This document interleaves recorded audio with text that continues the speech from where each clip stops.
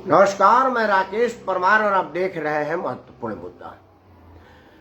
मित्रों, आज दिन भर बड़ा महत्वपूर्ण मुद्दा था। विपक्षी एकता की आज मीटिंग थी। बिना कांग्रेस और बिना केजरीवाल का चर्चा उस पर होना था। उस पर बहुत सारे विपक्ष के नेता पहुंचे थे। उन लोगों के पहुंचने का मैं कोई आश्चर्य में नहीं पड़ा, क्योंकि मैं दिल्ली में रहता हूं, राष्ट्रीय राजधानी क्षेत्र में, और कॉन्स्टिट्यूशन क्लब के आसपास के इलाके में मीटिंग वगैरह होती रहती है। मैं 50-60% ऐसे लोगों को जानता हूं जो हर कार्यक्रम में होते हैं और उनको ये पता नहीं होता कि भल्ला साहब कौन है। मैं एक काल्पनिक नाम रख रहा हूं। कार्यक्रम में वो भल्ला साहब से कहेंगे कि जानते हो, भल्ला साहब से 40 साल पुराना संबंध है, हम और वो एक साथ रहा करते थे। अब भला साहब हंसी मजाक कर रहे हैं कि भाई देखो यार, बाद में जब वो जाएंगे तो उनका दूसरा साथी कहेगा अभी यही भला, अरे ये तो बताए कह नहीं रहे। तो इस तरह के लोग आते जाते रहते हैं बिन बुलाए भी।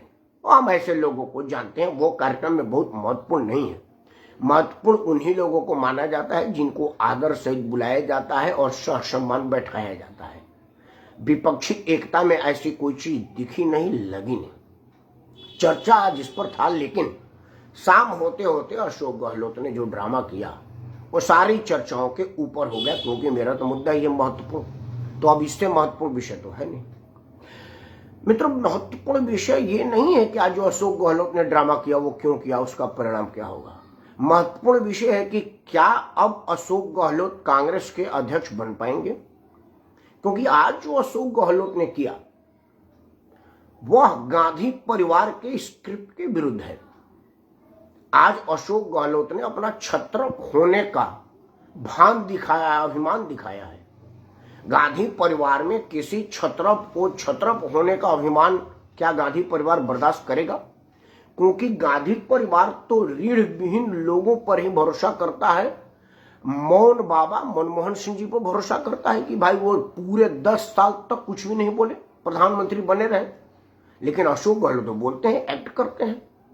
तो क्या यह कांग्रेस के राष्ट्रीय अध्यक्ष बन पाएंगे, या अशोक गहलोत पुराने अनुभव का फायदा उठाते हुए अपना दांव चल दिए हैं? क्योंकि सोनिया गांधी, राहुल गांधी और प्रियंका गांधी ने सबने एक फैसला किया था कि भाई विपक्ष के मुंह पर एक तमाचा मारने के लिए अब की बार एक डमी अध्यक्ष भी बनाएंगे, जैसे हमने डमी प्रधानमंत्री 10 साल तक देश को दिया था। उसके लिए उनको एक ऐसा रीढ़ विहीन आदमी चाहिए था जो गांधी परिवार के हाँ में हाँ मिलाए और उनके आगे आदेश पालक रूप में खड़ा रहे, उनका भरोसेमंद हो। इसमें बिना किसी मेहनत के मुख्यमंत्री के सीट पर हर बार काबिज होने वाले अशोक गहलोत से बढ़िया आदमी कोई था नहीं। क्योंकि शशि थरूर G23 के गुट के थे। दिग्विजय सिंह धीरे धीरे अपनी बात रख रहे थे कि मैं भी अध्यक्ष पद के लड़ाई में हूं। मनीष तिवारी विपक्ष का ही माना जाता है। तो क्या अशोक गहलोत इस मजबूरी का फायदा उठा रहे हैं कि भाई अशोक गहलोत के अलावा सोनिया गांधी परिवार का कोई वफादार है नहीं, क्योंकि जो भी अध्यक्ष बनेगा वो अपनी अध्यक्षता दिखाने का प्रयास करेगा।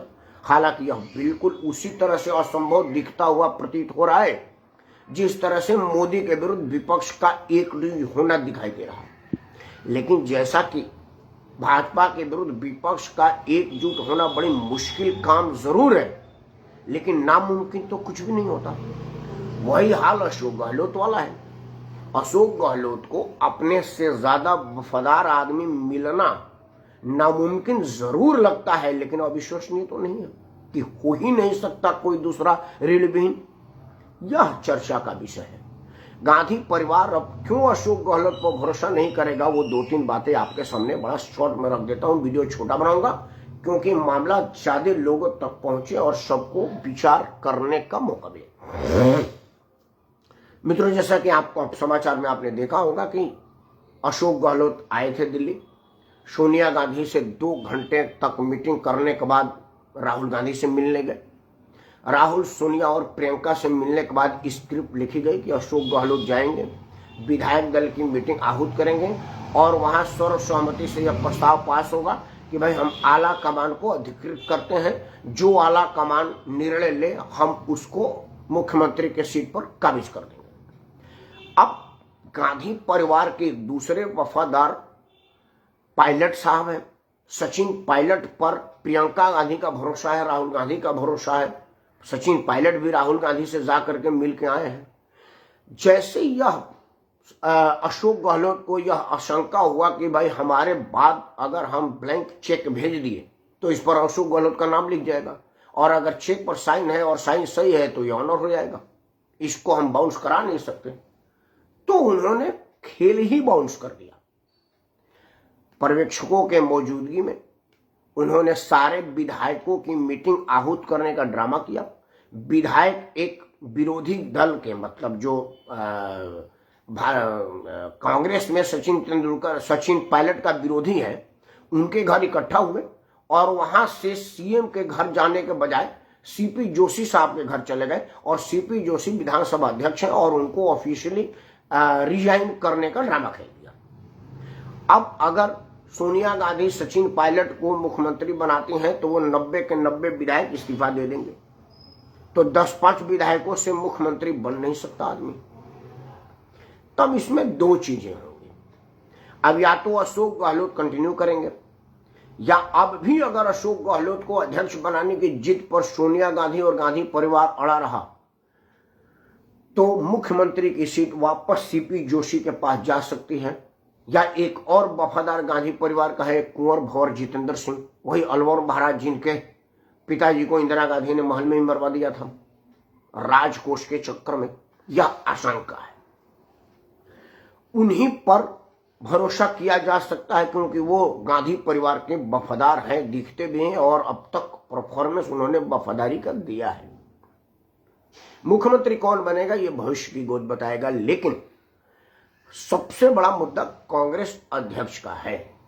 मेरी जो आशंका है कि कांग्रेस के अध्यक्ष पर अशोक गहलोत की दावेदारी अब थोड़ा स्थूल पड़ गई है, क्योंकि अशोक गहलोत ने जिस तरह से आंखें दिखाई है आला कमान को, क्योंकि ये सारा का सारा एपिसोड आला कमान को आंख दिखाने जैसा हुआ है।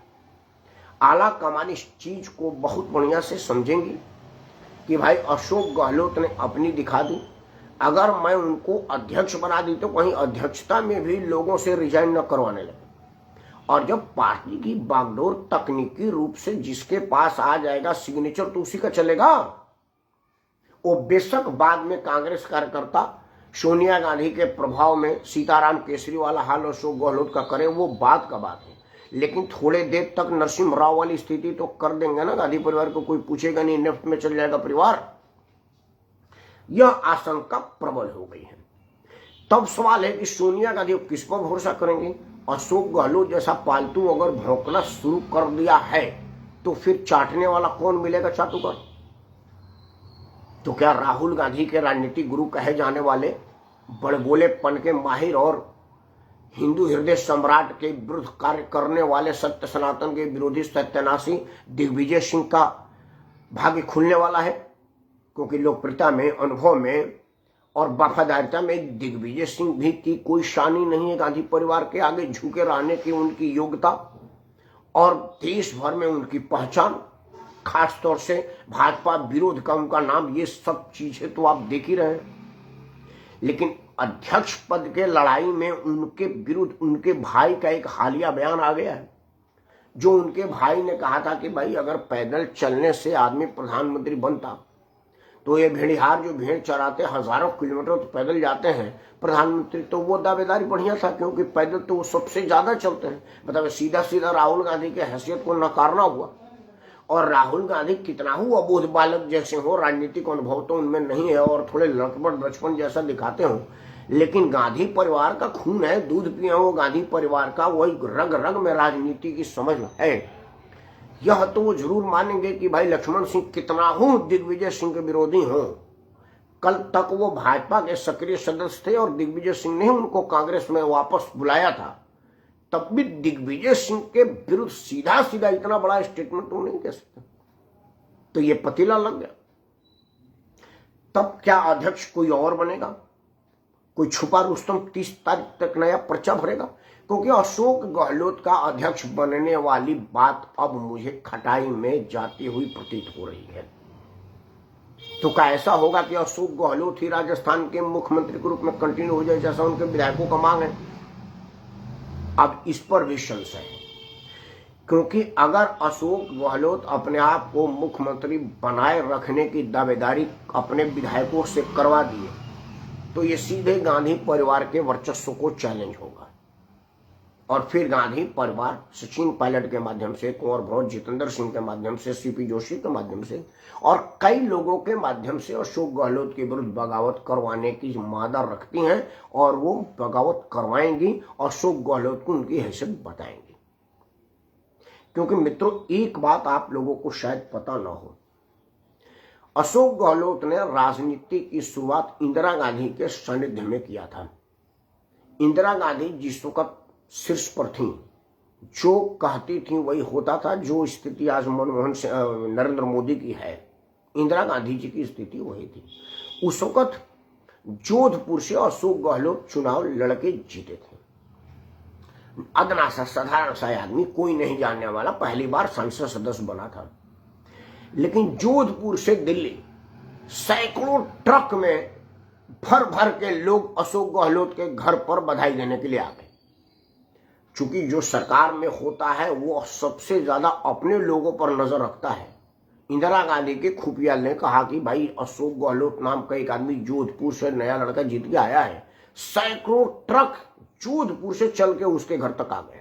बधाई देने वालों का तांता लगा हुआ है। हम हफ्ता दिन से बधाई का सिलसिला चल रहा है और ट्रकों की लाइन नहीं टूट रही। इंदिरा गांधी को बड़ा प्रभाव लगा कि भाई जो आदमी इतना दूर आकर के बधाई दे रहा है उसके क्षेत्र में क्या स्थिति होगा। इंदिरा गांधी ने उनको अपने सानिध्य में लिया और उनको अपना आशीर्वाद दिया।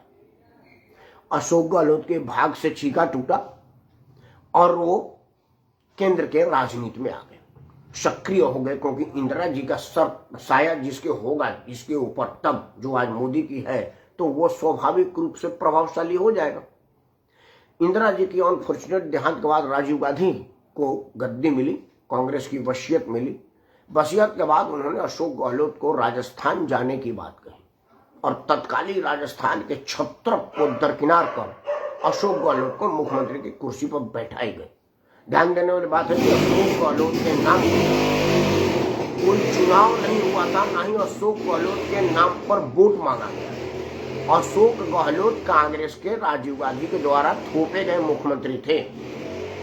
दोबारा चुनाव हुआ और कांग्रेस सीपी जोशी के नेतृत्व में उनका चेहरा बना करके चुनाव लड़ी।